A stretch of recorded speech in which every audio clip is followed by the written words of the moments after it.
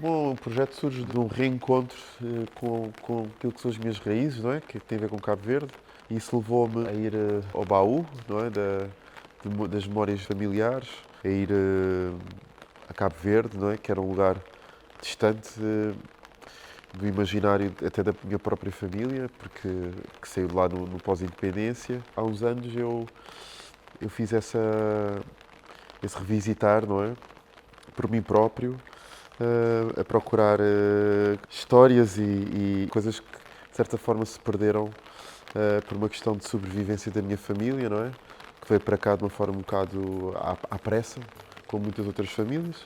Inevitavelmente fui recolhendo, fazendo muita recolha de campo, fossem elas memórias próximas, fossem elas músicas, sons, coisas que depois, quando eu voltei para Portugal, quis dar um sentido mais musical, mais artístico e esses choques emocionais, depois eu criei uma resposta e essa resposta foi o projeto.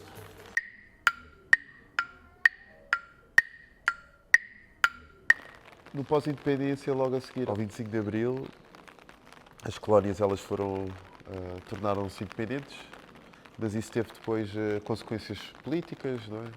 E pronto, isso mexeu muito com aquilo que eram já dinâmicas provenientes num contexto colonial, não é? E pronto, e a minha família, de certa maneira, foi empurrada uh, nessa mobilidade forçada que muitas pessoas tiveram por diferentes razões, porque também cada país teve as suas próprias dinâmicas, não é? E isso cria, logicamente, traumas e instintos de sobrevivência que às vezes requerem um distanciamento com a memória, a amnésia, uma certa fuga para sobreviver. Pronto. E a diáspora, eu acho que é de qualquer ela que seja a diáspora africana ou a diáspora asiática, são todas cheias de histórias de sobrevivência, de dor, de nostalgia, acima de tudo, não é? De vontade de querer voltar, mas não consegue. Às vezes não consegue por questões de dinheiro, outras vezes não consegue por questões de dor mesmo, de voltar e de ver um país que já não é o mesmo. Cada um tem a sua forma de relacionar com essa dor.